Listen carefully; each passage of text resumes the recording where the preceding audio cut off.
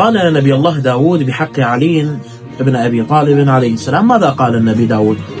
قال: إطاعة الرجل الشريف الذي يدعي إيليا واجبة، وطاعته صلاحا لأمور الدنيا والدين. ويسمى هذا الرجل العظيم أيضا حدار، أي حيدر، إنه معين المساكين ومغيثهم وأسد الأسود، وقوته وقدرته خارقة، وسيولد في كعابا، يقصد أي الكعبة. يجب على جميع الناس أن يتمسكوا بعروة هذا الرجل الجليل ويطيعوه كما يطيع العبد مولاه. فليسمع كل من له أذن واعية، وليفهم كل من له عقل فهيم، وليعلم كل من له قلب ولب، لأن الوقت يمضي ولا يعود ثانيا. هكذا تكلم نبي الله داود عن أمير المؤمنين علي بن أبي طالب عليه السلام. وسأترك المصادر إن شاء الله في آخر المقطع.